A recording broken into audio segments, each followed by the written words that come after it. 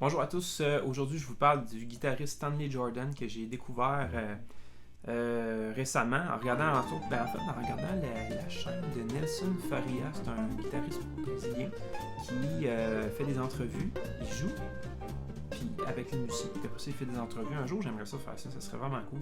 Commentez-moi, est-ce que vous pensez que je devrais faire ça? C'est ça. Fait que Stanley Jordan, il jouait main gauche qui accompagne main droite qui fait les solos. Je trouvais ça incroyable. Je pensais pas que ça existait.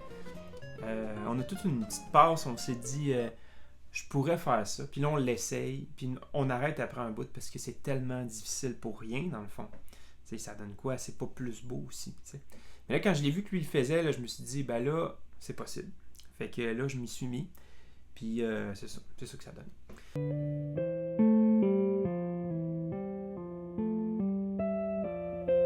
Stanley Jordan, dans une entrevue que j'ai vue sur YouTube aussi, ben, il disait qu'il recommandait de jouer du back. Fait que je me suis dit, contexte parfait pour le faire. Donc c'était vraiment le fun de pouvoir s'y prêter vraiment, parce que sinon, il aurait fallu que je le fasse au piano. J'aurais pu le faire au piano, dans le fond, j'aurais pu faire ça. Un bon exercice pour comme s'initier un peu à Stanley Jordan, mais en même temps, il ne faut pas trop se dire je vais faire des exercices jusqu'à ce que j'aille la technique, après ça j'apprendrai des pièces. Moi je pense que c'est mieux de tout de suite commencer à apprendre des pièces parce que vous finirez jamais, t'sais. Fait que, mais ceci étant dit, exercice, on parle souvent de faire nos gammes de manière horizontale et non seulement verticale. On les sait comme ça, de manière verticale, mais il faudrait savoir aussi horizontale, du style, mettons, Do.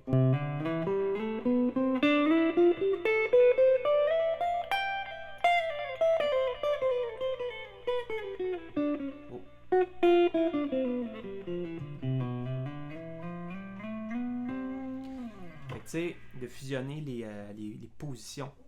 Donc, un bel exercice, justement, un prétexte d'utiliser la technique de Stanley Jordan, c'est de faire vos gammes à 4 notes par corde. Ouais, 4 notes par corde pour commencer. Ça pourrait être les 2 notes en main gauche, 2 notes en main droite. T'sais.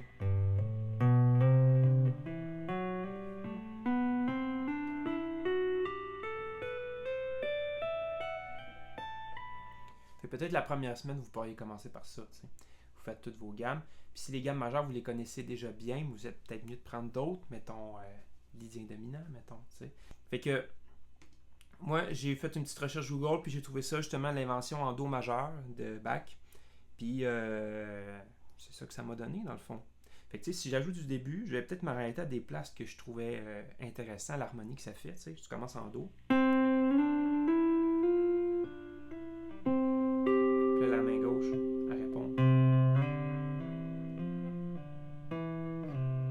C'est la même mélodie. Sauf que là, pendant que la main gauche fait la mélodie à nouveau, mais la main droite, elle fait autre chose.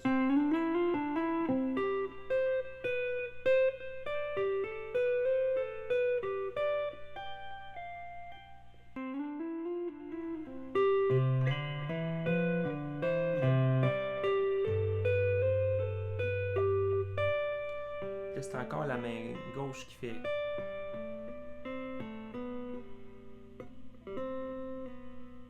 Puis là, ça change.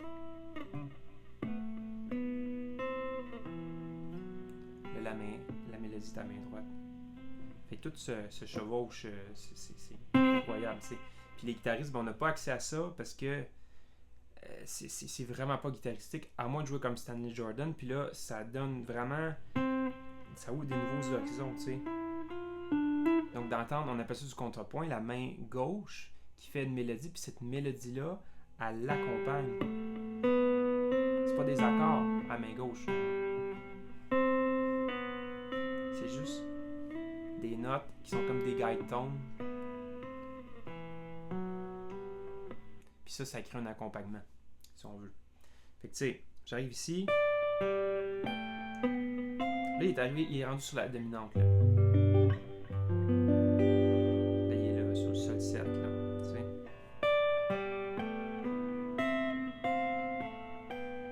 Là, il retourne en Do. Ah ouais, tu vois, la fondamentale à gauche, puis la tierce à droite.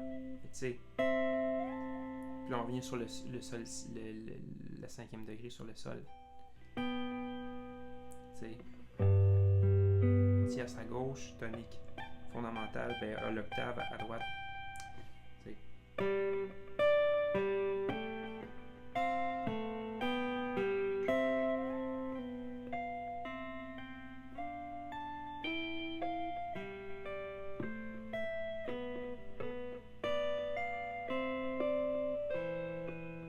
Puis là, on est encore en Do. Ben là, il s'en va ailleurs, là.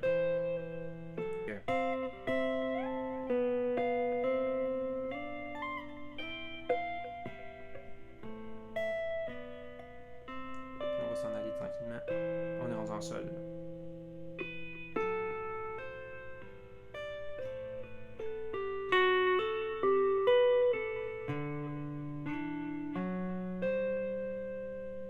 Toujours en sol.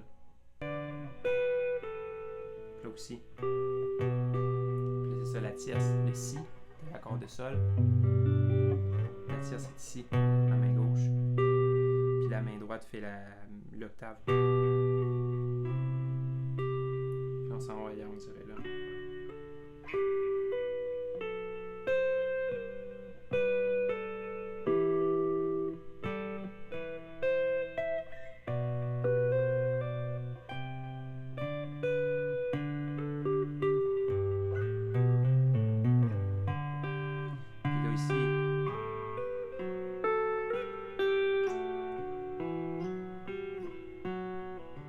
En Ré, là.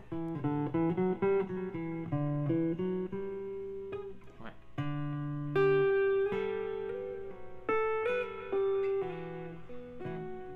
C'est à partir de là. Ouais.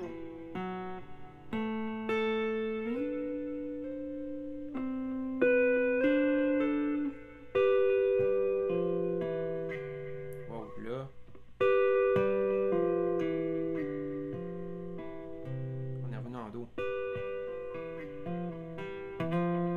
Et c'est ça. Donc, je vous laisse là-dessus. Allez voir Stanley Jordan, vraiment un guitariste à découvrir. Il est pas mal meilleur que moi. C'est sûr que lui, c'est ça, sa technique qu'il a développée. Puis, je pense que c'est un génie. Il s'est donné beaucoup de troubles. Je pense qu'il aurait pu ne pas faire ça, puis aller encore plus loin. Ça a été un super guitariste. Il a mis beaucoup de temps là-dedans. Puis, c'est comme un handicap, finalement. En tout cas, ça, c'est mon humble avis. Peut-être que c'est un gars ambidex, peut-être que c'est un gaucher. Puis dans les entrevues, il explique que, tu sais, pour lui, c'était clair qu'il fallait absolument qu'il joue de cette façon-là. Dès en partant, il trouvait que c'était tellement pas naturel que la main droite pique, puis la main gauche, elle passe les notes. Donc, je vous laisse là-dessus. Abonnez-vous, allez voir mes autres vidéos de la série Héritage. Là, je parle d'autres grands musiciens. Fait que vous pourrez découvrir ça. Puis on va se dire à une prochaine fois. Merci tout le monde et bonne pratique.